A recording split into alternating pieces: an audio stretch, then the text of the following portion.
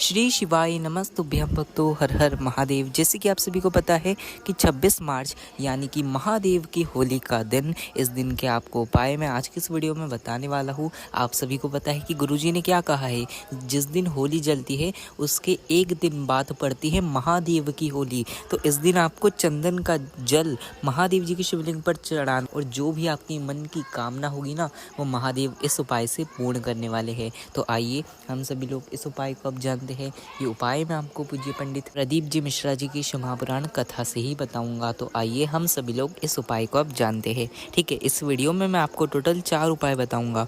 चारों उपाय में से कोई भी उपाय आप महादेव की होली के दिन कर सकते हो। ठीक है, इस दिन हमें क्या करना रहता है महादेव की होली के दिन, कि महादेव को हमें रंग लगाना रहता है। हमने सबको तो रंग लगा लिया, पर अब महादेव के साथ हमें होली खेलना है। ठीक है, अब पर कैसे खेलोगे? सबसे पहला जो उपाय होने वाला है वो गुरुजी द्वारा बताया गया चंदन का उपाय होने वाला है। ठीक है, उसको कैसे करोगे आप?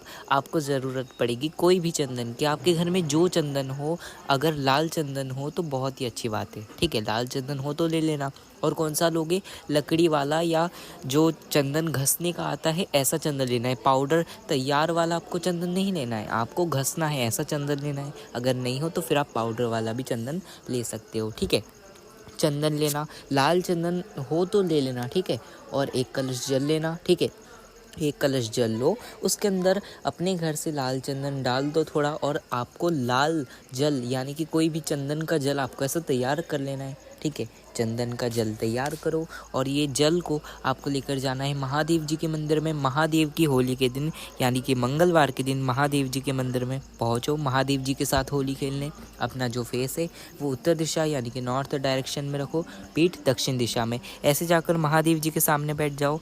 बैठने के बाद जो घर से हम जल लेकर आए, अपनी कामना कर कर, जो आपकी कामना है, जो आपकी इच्छा है, जो मन की कामना है, वो सब मनोकामना कहते हुए, साथ ही साथ बाबा को होली की शुभकामनाएं देते हुए आपको ये जल समर्पित करना है। समर्पित करो, 2 मिनट श्री शिवाय नमस्तुभ्यं मंत्र का वहीं पर जाप कर लो। मन की कामना कहकर वापस आप अपने घर पर आ जाओ। और जो आप जल चढ़ाओगे ना, जो जल चढ़ाओगे आप महादेव जी को लाल चंदन का, उस जल को थोड़ा सा झेल लेना, और उस जल को आकर अपने दरवाजे पर छींटना। और आपको ऐसा जल छींटना है कि वो आपके दरवाजे पर लाल चंदन का या चंदन का निशान आपके दरवाजे पर रह जाना चाहिए। अगर चंदन का निशान रह गया तो समझ लो हमारे घर में धन संपदा की वृद्धि होना शुरू हो जाएगी, और आपकी जो मनोकामना है वो भी ज़रूर पूरी होगी। तो चंदन का छींटा जो है अपनी अलमारी पर या अपने दरवाजे पर अवश्य देना, जिससे हमारे घर में कभी संपदा की कमी ना हो। अब जानेंगे हम सभी लोग गुरु जी का दूसरा उपाय, जो कि होने वाला है महादेव की होली का ही। ठीक है, इस उपाय को भी कैसे करोगे? ये भी महादेव की होली का ही उपाय होने वाला है। ठीक है, आप इस उपाय को कैसे करोगे? अगर आपके जीवन में बहुत दुख है, बहुत तकलीफ़ है, बहुत कष्ट है, कहीं व्यापार नहीं चलता, कहीं धन संपदा की बहुत कमी आ जाती है, कभी कभी आपको ऐसा लगता है कि बहुत धन संपदा की कमी हो रही है, दुख भी बहुत बढ़ रहा है, तो इस उपाय को आपको करना ही चाहिए। ठीक है, करना ही चाहिए, है ना? तो आप इस उपाय को कैसे करोगे? आपको ज़रूरत पड़ेगी लाल चंदन की। ठीक है, लाल चंदन की लकड़ी लेना, उसे घस कर अच्छे से तैयार कर लेना, उसका एक पेस्ट। ठीक है, और अगर नहीं हो आपके पास लकड़ी वाला तो आप उसका पाउडर फॉर्म भी ले सकते हो और उसे घोल सकते हो। ठीक है, घोलकर अच्छे से चंदन को किसी भी कटोरी में रख लीजिए। साथ ही साथ एक कलश जल यानी कि 1 लोटा जल आपको लेना है। ठीक है, 1 लोटा जल भी लो, और इन दोनों चीज़ों को यानी कि जो कटोरी में चंदन लिया उसको, साथ ही साथ 1 कलश जल को आपको लेकर जाना है महादेव जी के मंदिर में। ठीक है, महादेव जी के मंदिर में पहुंचो, अपना जो फेस है वो उत्तर दिशा यानी कि नॉर्थ डायरेक्शन में रखो, और जो पीठ है वो दक्षिण दिशा। ऐसे जाकर महादेव जी के सामने बैठो।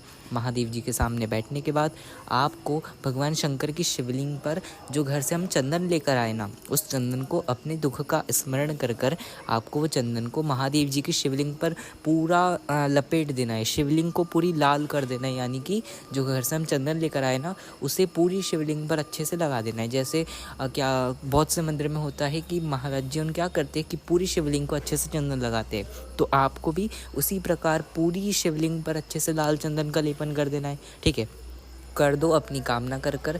जब लेपन हो जाए उसके बाद जो घर से 1 लोटा जल लेकर आए वो अपनी कामना कर कर, साथ ही साथ श्री शिवाय नमस्तुभ्यम मंत्र का जाप करते हुए इस जल को आपको महादेव जी की शिवलिंग पर समर्पित कर देना है और बस कामना कर कर आपको वापस अपने घर पर आ जाना है। बस इतना उपाय कर लो, जो भी दुख, जो भी तकलीफ, जो भी कष्ट चल रहा होगा वो सब इस उपाय से ना समाप्त हो जाएगा। तो ये था गुरु जी का दूसरा उपाय जो कि आज के इस वीडियो में हम सभी लोगों ने जाना।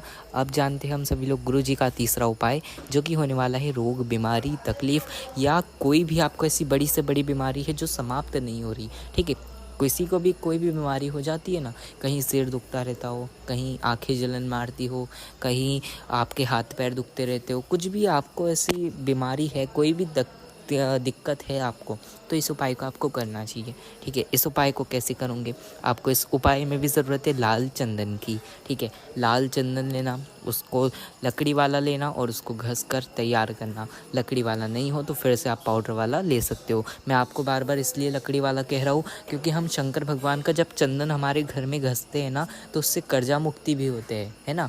तो आप इस उपाय को कर सकते हो। ठीक है, तो क्या करना है, चंदन घस लो। चंदन घस कर आपको तैयार कर लेना है और एक कलश जल लेना है। ठीक है, एक कलश जल लो और जो आपने चंदन घसा इस चंदन को उस एक कलश जल के अंदर डाल दो। ठीक है, एक कलश जल के अंदर डाल दो, यानी कि लाल चंदन का जल तैयार कर लो।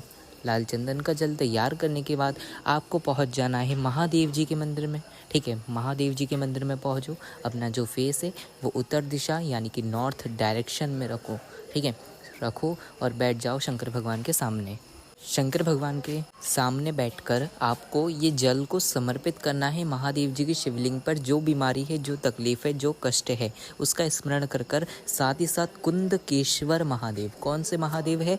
कुंदकेश्वर महादेव। महादेव जी कहते हैं माता पार्वती से कि पार्वती, जो अगर किसी व्यक्ति को कोई भी बीमारी, रोग, तकलीफ चल रहा होगा और अगर वो लाल चंदन का जल होली के दिन, मेरी महादेव की होली के दिन शंकर भगवान की शिवलिंग पर समर्पित करेगा तो उसकी बीमारी महादेव हर लेते हैं। तो आपको इस उपाय को करना है, अपनी बीमारी, रोग, तकलीफ को बाबा हर लेंगे। आप इस उपाय को करिए। लाल चंदन का जल महादेव जी की शिवलिंग पर कुंदकेश्वर महादेव के नाम से चढ़ाइए।